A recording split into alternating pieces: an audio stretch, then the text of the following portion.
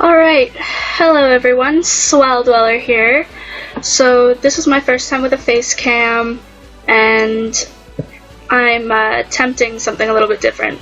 So this is a game I know nothing about. I have a save file because I did a bit of a demo to make sure it would work on my computer. It's just something I found that I thought was interesting, and seeing as I'm currently waiting for Skyrim and Bioshock to be done editing, I needed to put something up, right? So this is mine. I'm gonna edit it myself. It's gonna be terrible. But here goes. So this is Date Warp, everyone. Let me just put the timer on for 15 minutes. Sounds about right. So this is Date Warp, and let's get started. So this is an interactive story. Left click the mouse to proceed, right click to go to the game menu where you can load, save, or change the preferences. From time to time, you will get to play a game to choose what direction the story should take. Click on the wires to rotate them and make a connection between the light bulb and what you want to happen next. Alright, so I guess this is a game, and it's supposed to be like a puzzle. Boop. Let's go. There's a countdown. This whole thing was a setup. I never should have listened to Vanessa. So what if I've never had a boyfriend? I'm only 19. I don't need training wheels. It was a waste of time. We each had a nice meal, but we might as well have been eating alone. We ate totally different food, and we couldn't think of much to talk about. I'm a vegetarian bookworm, and he's a steak and potatoes jock. It would never work. And then this happened. Come on, this way. Don't let go of my hand. Are you afraid of the dark? Either of us could slip and fall in this mud. He has a point. We left the road a while back, and there's no clear path through these woods. Thank goodness it's only rain, and not one of the traditional Memphis thunderstorms. If there were lightning, we would have had to stay in the car. I can see lights ahead. Must be a big house. Rich people like their privacy. That's probably why they live way out here. Well, there wasn't a fence or anything. Water runs through my hair, making me shiver. Surely whoever lives there will take pity on two drowned rats. So many lights. Maybe they're having a party. I don't see a doorbell. You knock. Your hands are bigger. Bradley raises one of his hands to rap sharply on the door, but with his other, he's still holding on to me. It feels nice. It feels nice having a boy's hand in mine. Maybe this date isn't a complete disaster after all. I hear someone at the door. Hello? Okay, it says boy, so a boy younger than me, wearing oversized clothes that look like faded rags. This certainly wasn't what I expected from the owner of a mansion. Okay. Boy? Kinda looks all grown up to me. Hi, my name's Bradley Dalton, and this is Jeanette Basker. How do I pronounce that? Basker? My car broke down a ways up the road, and with weather like this... You're soaked. Can we come in? Just to have somewhere out in the rain to wait while I call for help? Well, what's going on? What are you doing here? What sort of person tries to sell things at night in the rain? We're not... Get lost. Ooh, how should I respond? So, I can either demand to be let in or apologize. Well, I'm a fairly nice girl, so I'm gonna apologize.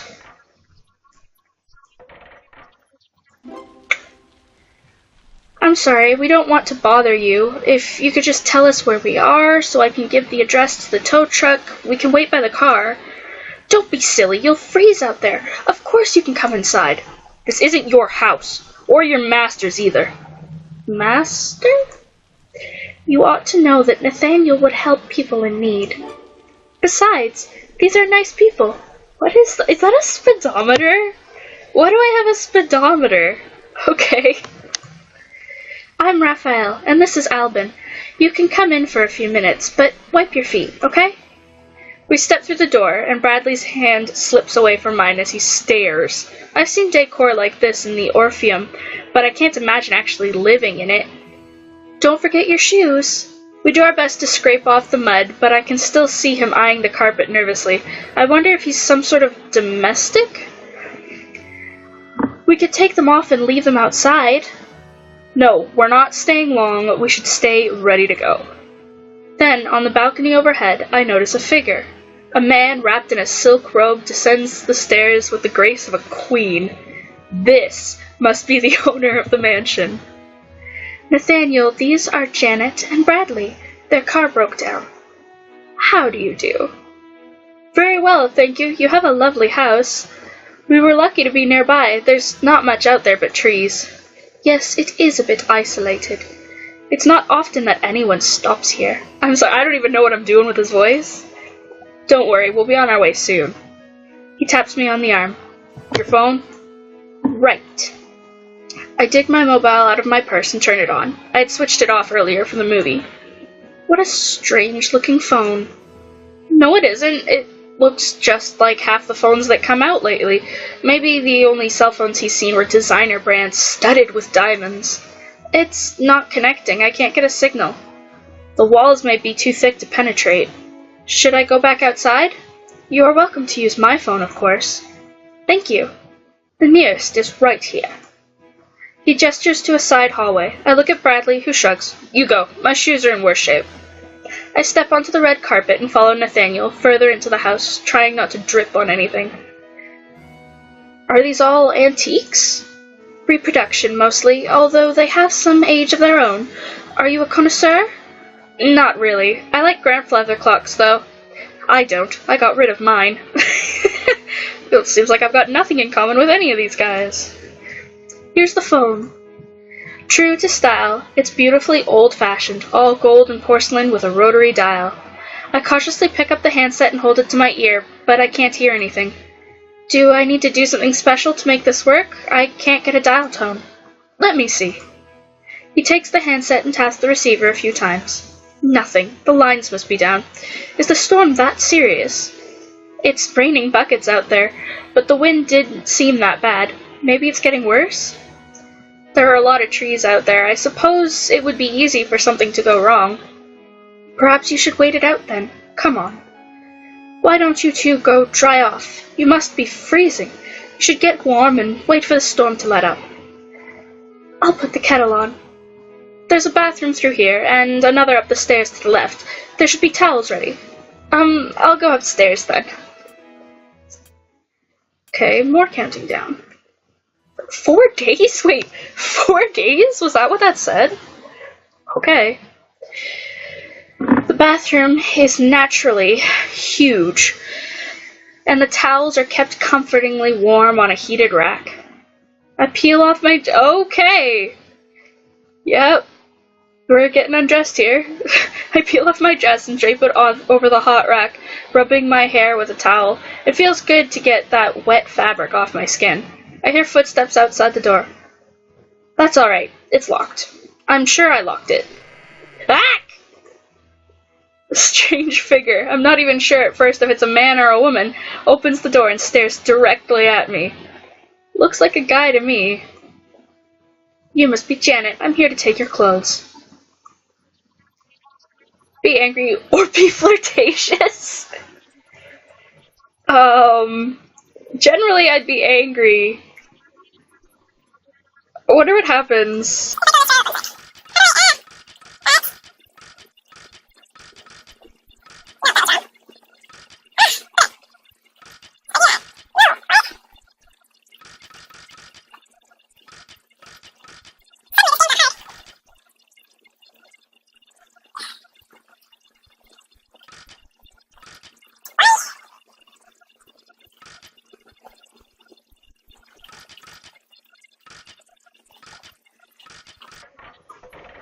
Well, I can be angry.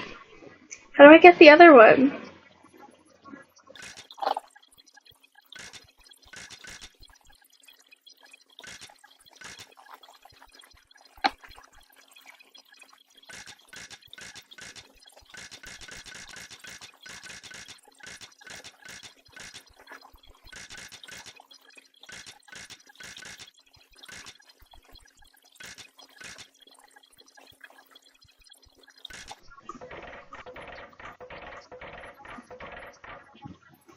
There, that's how I do it. That was more difficult than it needed to be. Ha! Oh, is that all? What were you expecting? I thought you were going to be my personal servant. And what sort of service do you request, my lady? Oh my goodness. Would you really do anything I asked? No, I'd do as I pleased. That sounds like it could get out of hand quickly. Who are you, actually? You can call me Linz. Linz. Or Master, if you prefer. I thought this was Nathaniel's house. It is. That doesn't mean other things can't be mine. He reaches over to the towel rack to pick up my dress.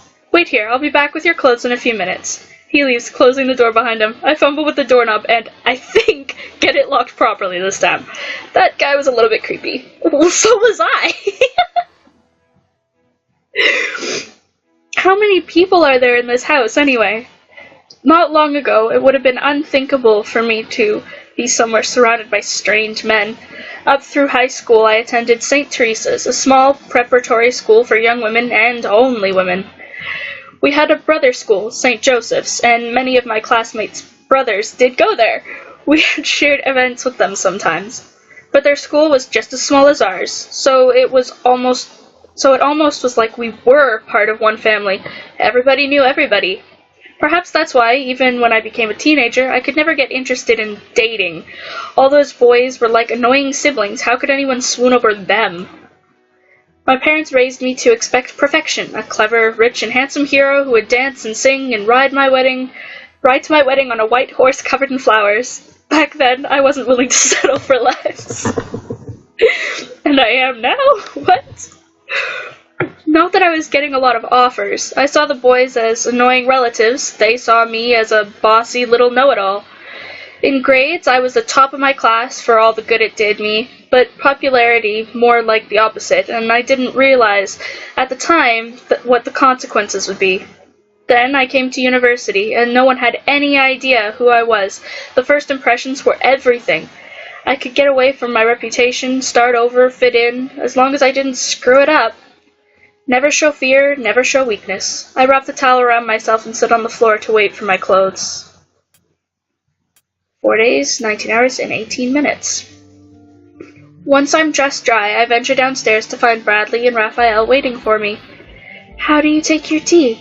Milk, 1 sugar, thanks. I'll be right back. He walks off through one of the many doors. Cool jazz!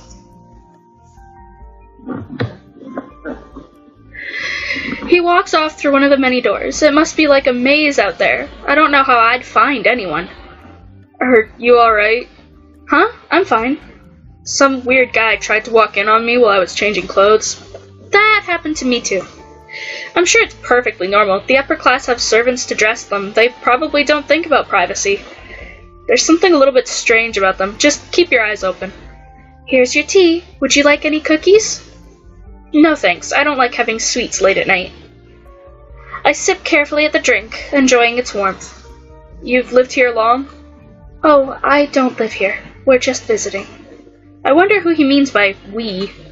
Where from? We have an apartment in the city, but we moved here from the west. You have a family out there? Yes. It sounds so sad. So, how do you know Nathaniel? He's very nice, isn't he? What? That completely didn't answer my question. No, it did not. No, it did not. What about you? What do you do? I'm a freshman at Brooke College. Is that around here? Yes, it's a small liberal arts school down by the park. I don't know much about colleges. I wonder how old he is. He looks like he might still be in high school, or a dropout. But if he is, it would be rude to ask. Are you sure you don't want any cookies, or something else? No, I think we're good. Right, I'll just check on things then. He hurries away into the house. It's getting pretty late, isn't it? Yes. Ah. Don't sneak up on us like that. I forget whose voice is whose. Sorry, I didn't mean to startle you. It's getting rather late, and the storm shows no sign of letting up. The phones are still down, and I don't expect they'll send any workers out to fix the lines before morning. If you'd like, you two could spend the night here. I have plenty of spare bedrooms. We'd like that. Thanks very much. Huh? first he was saying that there's something strange about these people, and now he wants to sleep here? I don't have a lot of choice, though. I really don't want to stand on the road alone in the dark trying to get a ride. Yep, don't want to hitchhike. Okay. Right then. Would you like one bedroom or two? Do I want to share a room with the guy? No, I want to see what happens if I keep my options open.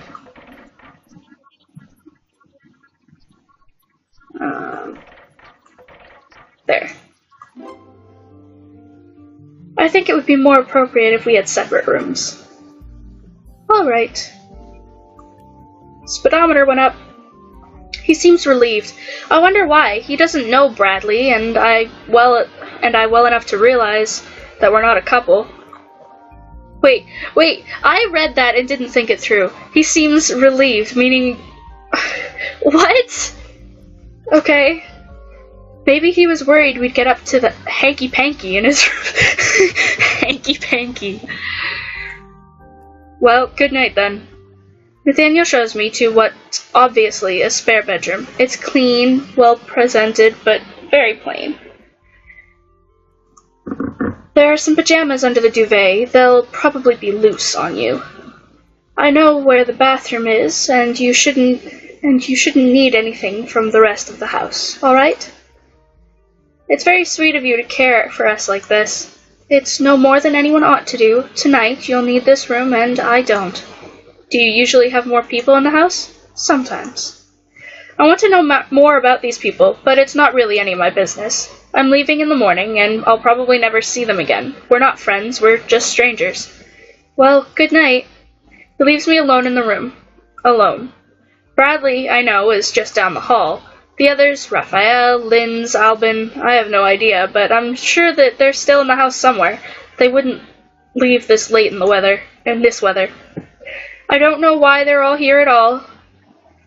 Raphael acts like he works here, but he said he was only visiting. Linz, I suppose he could be a butler, but he didn't act like any butler I've ever seen. And Albin, I haven't seen him since we arrived. He just disappeared. He didn't look like a servant, but he didn't look like Nathaniel either.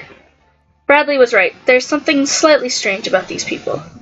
Oh, and now I'm hearing the rain. The rain rattles and thumps against the window panes. Distant creaks tremble through the house. I'm not sure how well I'll sleep in this place. What will Vanessa think when she realizes I'm not coming back to our room tonight? That maybe Bradley's found the girl he was looking for after all? I wonder if my hallmates placed bets on it. Will they believe that nothing happened, or will they be teasing me about this for the rest of the semester? All I can do is wait for the morning.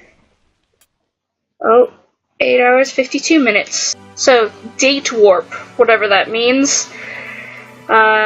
Guessing from everything that's happened so far, it's a dating sim. I hope you guys liked my little intro.